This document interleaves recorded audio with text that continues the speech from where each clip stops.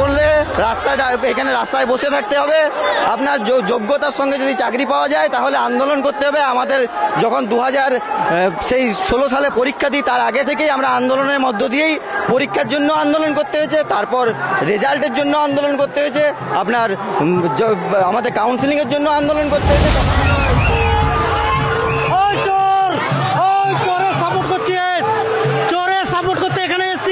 নিজেরা চোর।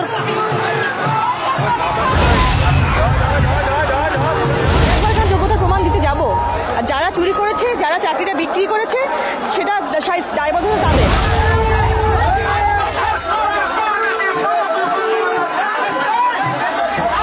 ওদের মধ্যে সব লোকজন এখানকার বিকাশ ভবনে এসি রুমে রয়েছে, আর আমরা যোগ্য প্রার্থীরা এখানে রাস্তার রোদের মধ্যে বসে রয়েছে।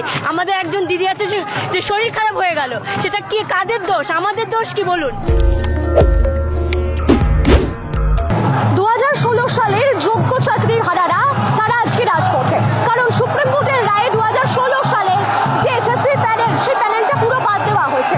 এর ফলে চাকরি হারারা তারা কিন্তু চাকরি হারিয়েছেন। যদিও সুপ্রিম কোর্ট বলেছে যে তারা 31শে ডিসেম্বর পর্যন্ত তারা কর্মস্থলে যেতে পারেন, তাদের মাইনেও পাবেন তারা, কিন্তু সারা এবং একই সঙ্গে নির্দেশও দেওয়া হয়েছে সংসদকে যে 3 মাসের মধ্যে যেন তাদেরকে নিয়োগও করা হয় আবারও পরীক্ষার মাধ্যমে। কিন্তু সেই পরীক্ষায় তারা বসতে নারাজ, কারণ তারা যোগ্য সহকারী পরীক্ষায় 8ম কাউন্সিলিং এর পর তারা চাকরি পেয়েছেন। তাহলে কেন তাদেরকে আবারও পরীক্ষায় বসতে হবে? কেন তাদেরকে একবারও তাদের যে এক প্রকার যে গুরুত্ব বা তাদের যে চাকরি পাওয়াটা, কেন কোনো রকম ভাবে সরকার তাদেরকে অপমান করবেন? সেই দাবিতে আজকে দেখতে পাচ্ছেন যে শয়ে শয়ে যোগ্য চাকরি হারারা, শিক্ষক শিক্ষিকা এবং একই সঙ্গে শিক্ষাকর্মীরা তারা কিন্তু রাস্তায় নেমেছেন এবং তারা দীর্ঘদিন ধরে তারা বিকাশ ভবনের সামনে তারা আন্দোলনে ছিলেন।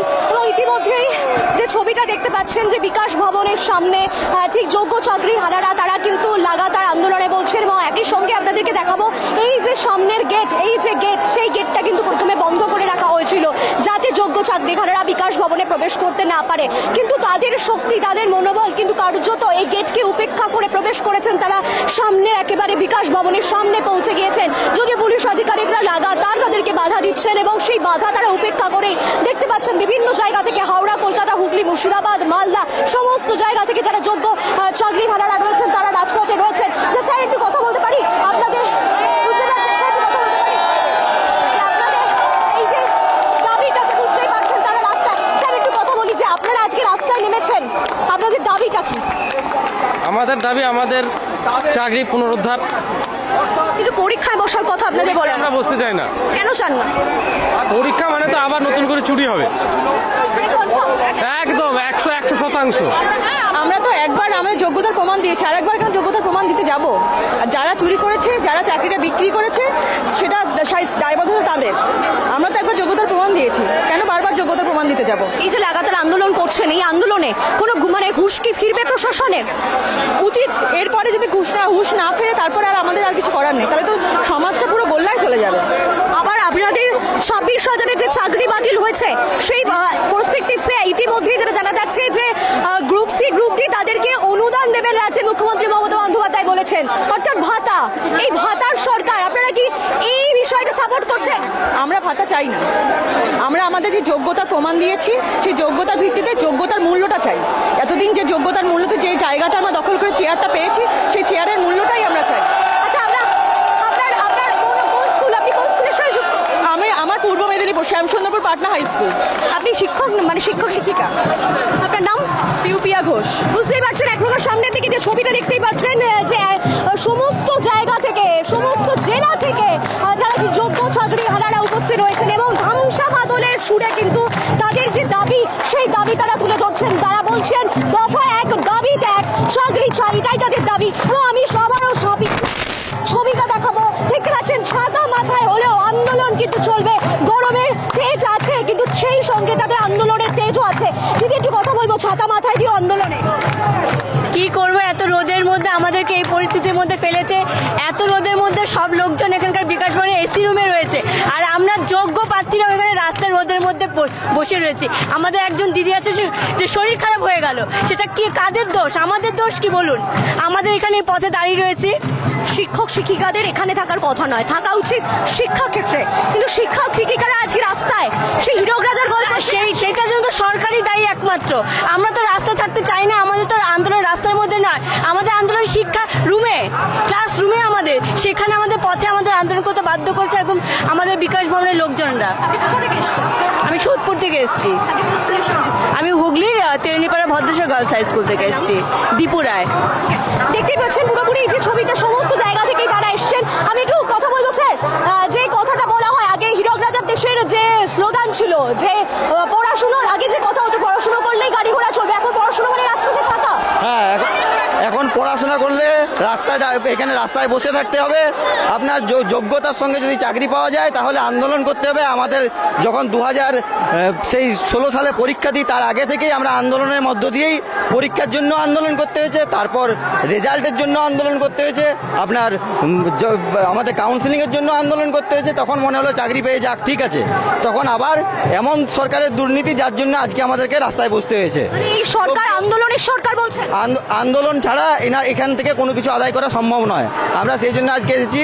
মুখ্যমন্ত্রী বিভিন্ন সময় বিভিন্ন যে একজন করাপ্ট পুলিশ অফিসারকে বাঁচানোর জন্য রাস্তায় বসতে পারেন, কিন্তু আমাদের সঙ্গে এখনো পর্যন্ত সেভাবে দেখা যেটা করেছিলেন তার মধ্যে কথা তিনি রাখেননি, বা আমাদের যারা প্রতিনিধি রয়েছেন তাদের সাথে কথাবার্তা বলে যে আমাদের আলোচনা করার কথা ছিল সেটা তিনি শিক্ষা ভবন রাখেনি।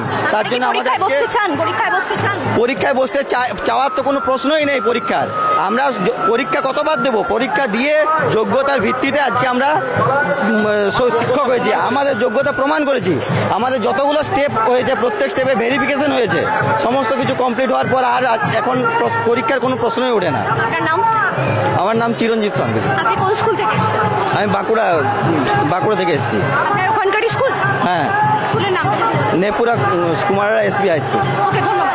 হয়েছিল সেই গেট কিন্তু খুলে দেওয়া হলো এবং চাকরি হারারা বিনা দিকে তারা কিন্তু ভেতরের দিকে প্রবেশ করছেন, দেখতে পাচ্ছেন।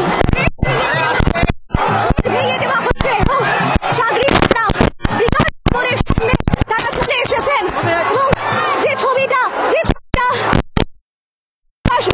সেই বিকাশ ভবনের সামনে তারা চলে এসেছে, একদম সামনে সারি সামনের চাকরি হারারা সামনের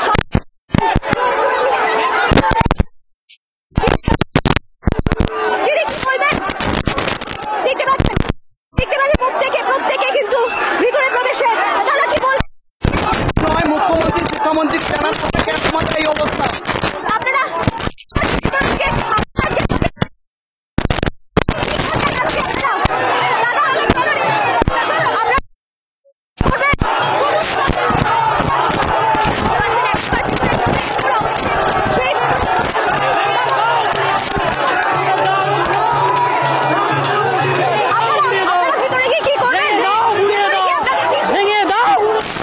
বুঝতে পারছেন, এখানে তারা বসে পড়ছেন, এখানেই কিন্তু তারা বসে পড়ছেন। চাকরি এবং সবাইকে বসে পড়ার কথা বলা হচ্ছে।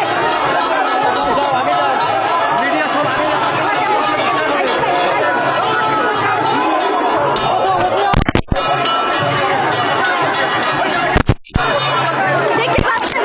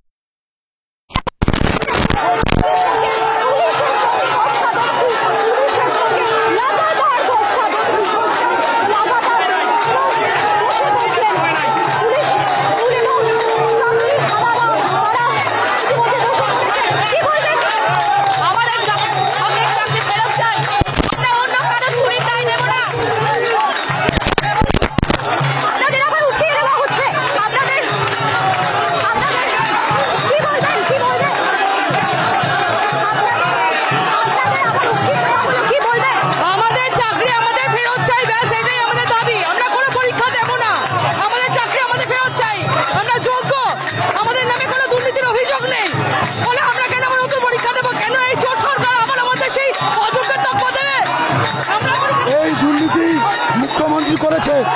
মুখ্যমন্ত্রীকে আজকের অবিলম্বে 1 ঘন্টা সময় ছেলে মেয়েদের চাকরি থাকবে, না হলে কিন্তু আমরা কাউকে রক্ষা দেবো না। আমাদের প্রতি যে অন্যায়, আমাদের প্রতি যে অবিচার হয়েছে তার তীব্র প্রতিবাদ জানায়। আমাদের অবিলম্বে যারা যোগ্য শিক্ষক শিক্ষাকর্মী রয়েছে তাদেরকে অবিলম্বে নোটিফিকেশন করে চাকরিকে যদি না ফিরানো হয় তাহলে এই আন্দোলন আমাদের বৃহত্তর আকার ধারণ করবে। আমরা তার তো এই মাথায় হুঁশিয়ারি দিচ্ছি। আপনারা 1 ঘন্টা সময় বেঁধে দিলেন, 1 ঘন্টা সময় বেঁধে দিলেন। 1 ঘন্টা সময় দিলাম, 1 ঘন্টা। 1 ঘন্টার মধ্যে যদি আমরা উত্তর না পাই তাহলে কিন্তু আমরা ছাড়বো না, আমরা এই সরকারকে আমরা ছাড়বো না। বুঝতেই পারছেন 1 ঘন্টা সময়সীমা বেঁধে দেওয়া হয়েছে, 1 ঘন্টা সময়সীমা। তো আমার কিন্তু সাংবাদিকের দিকে দেখাতে বলবো, দেখতেই পাচ্ছেন যে সবথেকে মধ্যে ধস্তাধস্তি চলছে, লাগাতার ধস্তাধস্তি চলছে এবং দেখতে পাচ্ছেন তাদেরকে লাগাতার ধস্তাধস্তি এবং তাদেরকে ভেতরে নিয়ে যাওয়া হচ্ছে। বুঝতেই পারছেন বিভিন্ন জায়গা থেকে যে ছবিটা, আরো একবার যে ছবিটা আপনাদেরকে দেখাবো, এই যে গেট, এই গেট এক প্রকার বন্ধ করে রাখা হয়েছিল। দেখতেই পাচ্ছেন যোগ্য চাকরি হারাদের শক্তিতে সেই গেট কিন্তু ভেঙে গেছে এবং সেই গেট এখন এক প্রকার বলতে পারেন যে যোগ্য চাকরি হারারা সেই গেট মারিয়ে তারা পৌঁছে যাচ্ছেন এই সোজা বিকাশ ভবনের সামনে এবং তাদের প্রত্যেকে একটাই দাবি যে চাকরি তারা যোগ্যতার সঙ্গে পেয়েছেন, তারা লাগাতার পরীক্ষা দিয়েছেন, তারপর তারা চাকরি পেয়েছেন। আর কেন তারা আবার পরীক্ষা দেবেন? তাহলে তো যোগ্যতার পরীক্ষা হয়ে গেছে এবং পরীক্ষা হলেও তার মধ্যে দিয়ে আবার যদি দুর্নীতি হয় কোনো গ্যারেন্টি দিতে পারবে রাজ্য সরকার? সেই প্রশ্নটাই তারা কিন্তু সরাসরি তুলে ধরছেন। ক্যামেরায় রাজের সঙ্গে মৌমিতার রিপোর্ট, নিউজ 7 কলকাতা। आप देख रहे हैं न्यूज UNI।